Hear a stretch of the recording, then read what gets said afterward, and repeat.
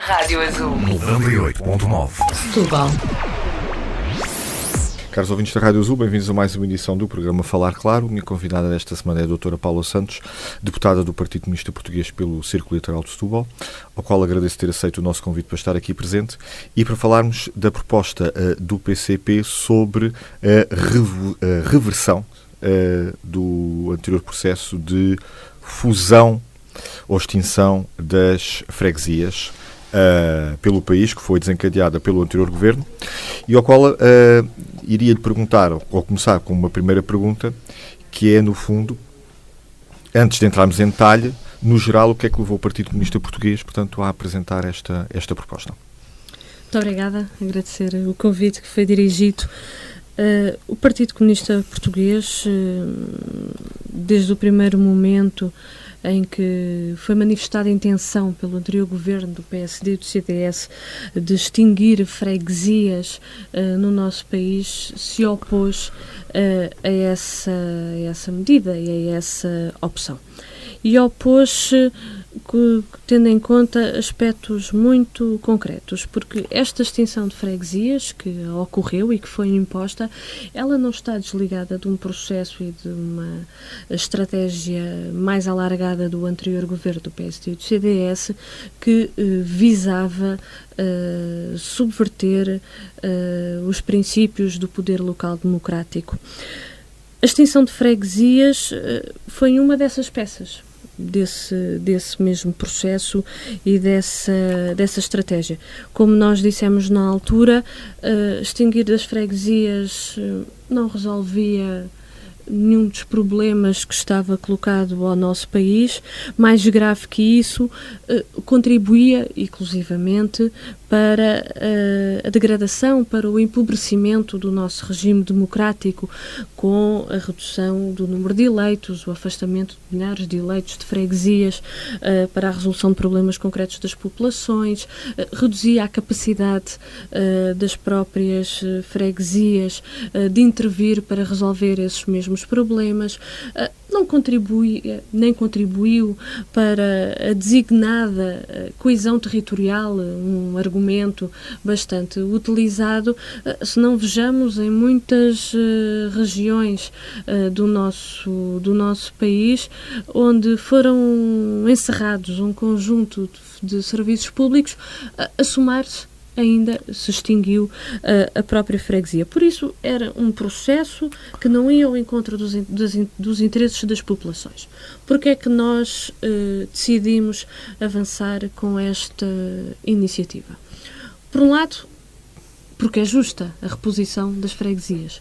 Vai ao encontro do que as populações, do que muitos órgãos autárquicos têm colocado em cima da mesa. Aliás, nós, quer na anterior legislatura, quer já nesta legislatura e nesta primeira ação legislativa, são inúmeras as tomadas de posição, de moções, de assembleias de freguesia, de assembleias municipais que recebemos, dando conta exatamente de que querem a sua freguesia de volta, defendem a reposição da sua freguesia. Em segundo lugar, e indo ao encontro também daquilo que o PCP assumiu, tivemos contra o processo, manifestámos pela reposição das freguesias, assumimos esse compromisso, inclusivamente no nosso programa eleitoral, e estamos neste momento a dar corpo a esse mesmo compromisso com a apresentação desta iniciativa legislativa que propõe a reposição de freguesias, onde a população se tenha manifestado contra a extinção e onde os órgãos autárquicos se tenham manifestado contra essa mesma extinção. E propomos a reposição das freguesias e apresentamos esta iniciativa porque queremos que ela vá ao encontro dos interesses das populações. Um dos argumentos, se eu bem me lembro, que o anterior governo na altura apresentou foi, portanto, que havia necessidade de reduzir custos com os autarcas locais existentes e com a redução do número de freguesias, e ao mesmo tempo que era uma imposição da Troika. como é que o PCP, no fundo, comenta estas, ou analisa, embora já há algum tempo, mas como é que o PCP, no fundo, encara estes argumentos que foram tecidos pelo anterior governo na altura? Esses argumentos, nomeadamente a questão financeira, também foi um argumento que foi aduzido e que, se nós olharmos, na altura afirmámo-lo, mas nós também o dizemos, do ponto de vista financeiro, o impacto foi praticamente nulo. Mas em relação às questões financeiras, importa colocar aqui um outro aspecto, que é o seguinte: o anterior governo também disse que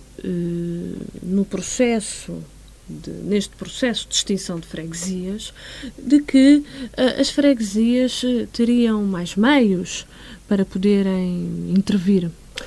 Este mesmo governo, do PSD-CDS, o anterior, fez uma alteração à Lei das Finanças Locais, em que reduziu a participação das freguesias nos impostos do Estado, ou seja, a nossa Constituição diz que os recursos públicos devem ser justamente distribuídos entre a administração central e a administração local, e aquilo que nós vimos é que houve uma redução. As freguesias já tinham uma participação pequena, 2,5% nos impostos do Estado, que são de referência para o Fundo de Financiamento de Freguesias, que é o IRS, o IRC e o IVA, e passaram para 2%. Assinaram que as freguesias iriam ter a participação de 1% do IMI, mas contas feitas inclusivamente pela ANAFRE dá um déficit na ordem dos 20 milhões de euros para as freguesias. Eu estou a falar naturalmente de números nacionais. Por isso, aquilo que nós vemos é que, do ponto de vista, inclusivamente, o governo utilizou falsos argumentos, porque referiu que as freguesias teriam mais meios para poder intervir, e a verdade é que não tiveram. Para além de que há aqui um aspecto que é fundamental, que é a proximidade, que é um poder local democrático próximo, junto das populações, porque a freguesia é a organização de Estado de facto mais próxima dos eleitores. E a própria freguesia, eu não disse há pouco, mas há aqui um aspecto que é muito importante. Esta proximidade dos eleitos às populações permite também que os próprios eleitos, e até das várias forças políticas, podemos dizer, muitas das vezes transportam e transportavam e continuam a transportar para outros níveis de poder preocupações que ultrapassam as suas competências e as suas atribuições, e que não cabe à freguesia naturalmente resolver, mas que são preocupações, são problemas das populações. Quando se reduz, quando se extinguiu as freguesias, quando se reduziu os eleitos em mais de 20 mil eleitos, o objetivo também que estava aqui subjacente era aniquilar capacidade reivindicativa das próprias populações, de aspectos que são fundamentais para a vida, de direitos fundamentais. Quantas das vezes o eleito de freguesia não levava a preocupação em relação à saúde, em relação às acessibilidades, tantas outras, e que davam também voz a essas preocupações das populações.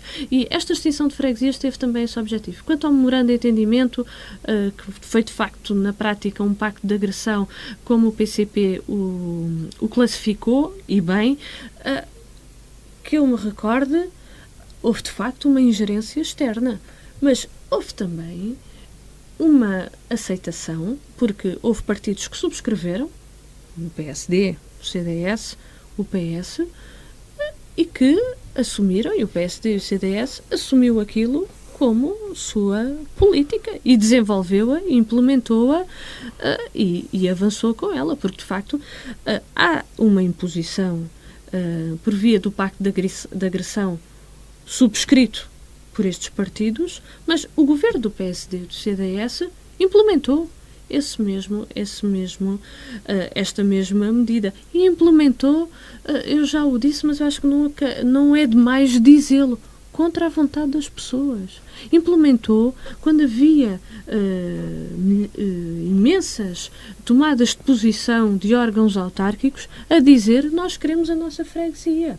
E, por isso, simplesmente, essas tomadas de posição foram ignoradas e avançaram com a extinção de freguesia de uma forma absolutamente, muitas vezes utilizava-se a expressão a régua e esquadro, de uma forma cega, porque foi, efetivamente, de uma forma cega que essas freguesias foram extintas. Nem teve em conta, portanto, segundo compreendo as suas palavras, as especificidades, de facto, de cada freguesia, das populações.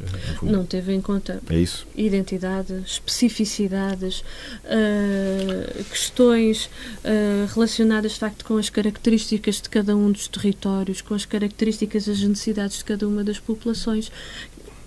Foi apresentado um conjunto de critérios, o PSD e o CDS apresentaram um conjunto de critérios que na prática eram critérios completamente desfasados da realidade. Há o exemplo, inclusivamente, de uma freguesia que foi criada no concelho de Alcácer do Sal, aqui no nosso distrito, que tem uma área superior à Ilha da Madeira. Por isso, podemos perguntar, do ponto de vista de gestão de um território, se isto faz algum sentido e se de facto se olhou para aquele território em concreto, para as necessidades daquela população em concreto e para as necessidades daquele território em concreto. Não olhou, foi simplesmente agarrar no mapa e começar a fazer uns cortes, não é? De régua e esquadro, por isso muitas das vezes é utilizada esta expressão de uma medida cega e de facto foi uma medida à régua e esquadro que não teve em conta as necessidades da população. Muito bem. Olhando agora aqui em concreto para o conceito de Setúbal, portanto, sendo assim, o que está aqui em cima da mesa é voltar à situação inicial com 8 freguesias. Tendo havido tomadas de posições, quer no órgão municipal, nomeadamente no órgão municipal da Assembleia Municipal, pela reposição, o que o nosso projeto propõe é que sejam repostas as freguesias que foram extintas. E, portanto, isto acaba por ter, no fundo, portanto, uma dimensão nacional. Portanto, isto aplicar-se-á, para quem nos está a ouvir e para perceber melhor, não só a Setúbal, mas aos concelhos também do distrito. Portanto, no fundo, reverter, em teoria, será reverter se todos os municípios que na altura concordaram, mas que tenham a opção de agora poderem também decidir no sentido de reverter e voltar à situação que está, portanto, é no fundo voltarmos ao número de freguesias na totalidade do país que tinha antes de se ter implementado a reforma. O que nós propomos no concreto no nosso projeto é o seguinte, que onde houve tomadas de posições dos órgãos autárquicos pela manutenção da sua freguesia contra a extinção, é reposta a freguesia. Esta é a norma. Podemos dizer até de uma forma, é uma reposição automática. Mas no nosso projeto nós prevemos que possam existir alterações de posição e damos um prazo que nós aqui propomos de 45 dias para que as assembleias municipais, os concelhos, as freguesias, mas para que, onde haja uma alteração de opinião, que o possam tomar essa mesma decisão. Ou seja, o que nós pretendemos com o nosso projeto e o que nós queremos respeitar é a vontade das populações. Por isso é que quando nós colocamos desta forma da reposição automática, é porque não podemos esquecer que as populações, os órgãos autárquicos tomaram posições contra a extinção de freguesias e isso não pode ser ignorado. Agora, admitimos que efetivamente possa haver aqui alguma alteração de opinião e é nesse sentido que propomos no nosso projeto um procedimento para essas situações. Esta proposta, que resulta, como disse, do compromisso eleitoral que o PCP teve nas últimas eleições para o eleitorado, carece de aprovação, como nova proposta de lei, na Assembleia da República. Eu pergunto-lhe se o PCP já discutiu esta matéria, nomeadamente com os partidos que apoiam sustentam de alguma forma, portanto, o atual Governo, na Assembleia da República, no sentido de conseguir a viabilização dessa proposta, em particular com o Partido Socialista e com o Bloco de Esquerda? Como é do conhecimento público, na altura, quando foi esse processo, e a posição conjunta que foi assinada entre o PCP e o PS, a matéria de freguesias não é matéria que constasse das questões que foram consideradas convergentes. Dizer também, aliás, dissemos-lo em vários momentos em todo esse processo, de que o PCP, nomeadamente o PCP, mantém toda a sua independência, toda a sua legitimidade, não mudou de opinião, de análise, de diagnóstico, e que mantém o seu projeto, as suas posições e o projeto que propõe ao nosso povo e ao país. E é nesse sentido que apresentamos, naturalmente, com a legitimidade que temos, esta iniciativa. Posso-lhe dizer que o que vamos intervir no sentido de que esta nossa iniciativa efetivamente veja a luz do dia, e tudo iremos fazer para que as freguesias sejam repostas. Ou seja, não há nada que obste a que as freguesias sejam respostas. Quanto às posições dos demais partidos, não lhe posso adiantar quais é que serão essas posições. Terão que ser os próprios a ter que as manifestar e a expressar em relação a este nosso projeto. Mas aqui numa pequena análise, atendendo há pouco aquilo que disse, que o Partido Socialista também foi um partido que acabou por aceitar esse pacto de agressão, como há pouco definiu, ainda na anterior legislatura, que é que no fundo poderá levar a que o Partido Socialista neste momento, embora sendo governo agora, possa mudar a sua posição. Portanto, é aqui e no fundo a sua votação, digo eu, acaba por ser importante para que, ou fundamental para que essa decisão possa ser votada e aprovada na Assembleia da República, uma vez que não é expectável que os partidos que integraram o governo anterior, PSD e CDS, a venham votar favoravelmente. Digo eu, ou questiono eu, nesta nossa análise. Mas não me cabe a mim, sim. Enquanto, naturalmente, cabe ao Partido Socialista responder-lhe essa pergunta. E não a mim. O que eu lhe posso dizer é da posição do PCP. E da posição do PCP, eu creio que ela está muito clara. Aquilo que assumimos, aquilo que foi a nossa posição no passado, aquilo que são os nossos compromissos, mantemos esta posição coerente e daí termos apresentado esta iniciativa. Obviamente que para este projeto de lei ser aprovado precisa ter maioria expressa de votos, mas isso é óbvio, não é? Mas quanto à posição do Partido Socialista, isso tem que ser o próprio a dar essa posição, não sou eu que a vou dar. Claro. Muito bem. Eu iria perguntar agora qual é o balanço, sendo assim, qual é o balanço que é possível de fazer portanto, nesta legislatura, nestes dias de legislatura, nomeadamente a atividade parlamentar do PCP, em particular aqui no Distrito de Setúbal, em traços gerais. Nós estamos, de facto, a aproximar do fim desta sessão legislativa, uma sessão legislativa particular, pelos desenvolvimentos que tivemos. Se me permite, eu queria fazer uma nota inicial, antes depois de ir ao concreto, daquilo que tem sido a intervenção do PCP, e nomeadamente em aspectos específicos aqui do nosso distrito. Mas eu creio que nesta sessão legislativa e nesta legislatura ficou claro um aspecto que há muito o PCP vinha dizendo, que é: as eleições legislativas não são para eleger primeiro-ministro, não é para eleger o primeiro-ministro, são para eleger deputados.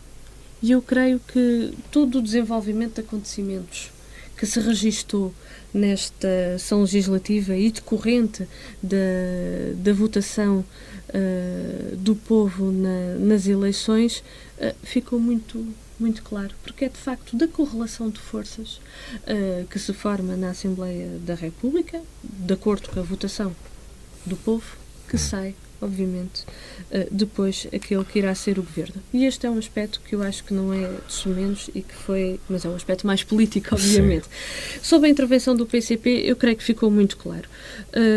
O PCP, nesta ação legislativa, concentrou-se naturalmente naquele objetivo e até tendo em conta a fase política em que o país entrou, diferente da anterior, da recuperação, o objetivo era da recuperação de salários, da recuperação de rendimentos, da recuperação de direitos.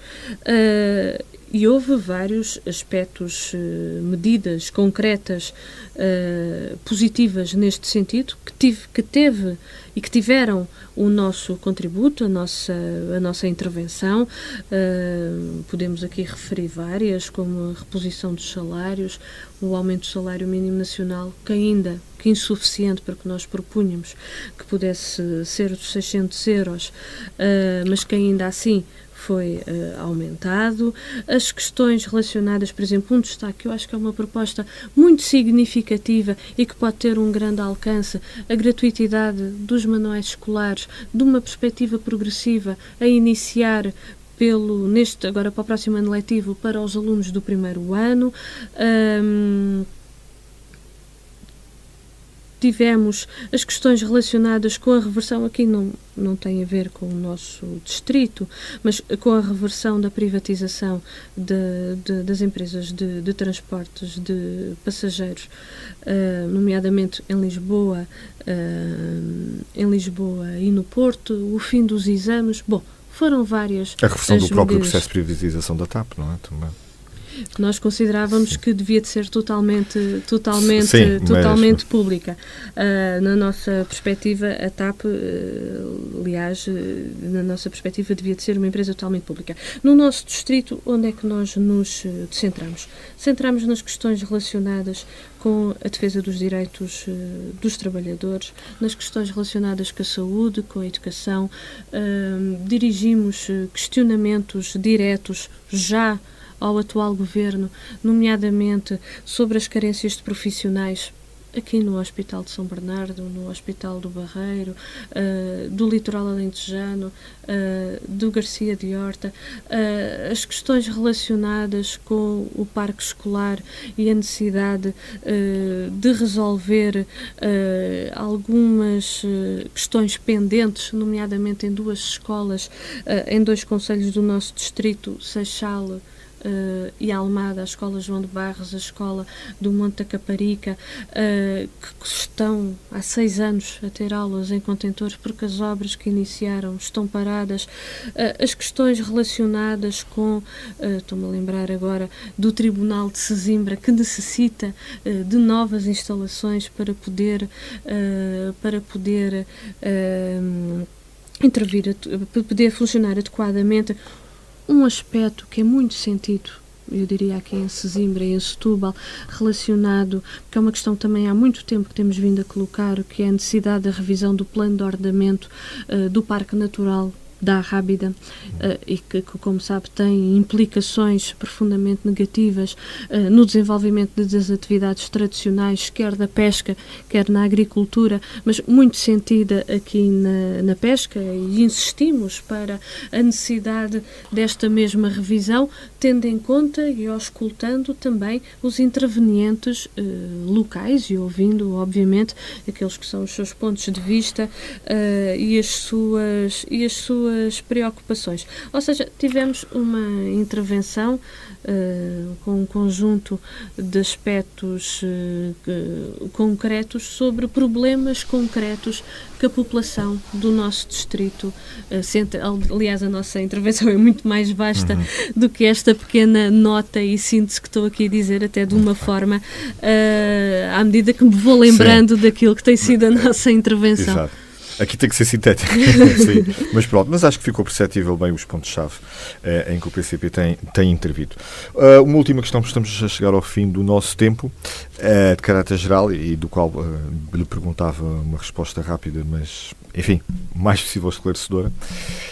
daquilo que depender do PCP, pergunto eu se a legislatura do governo do Partido Socialista é para ir até ao fim.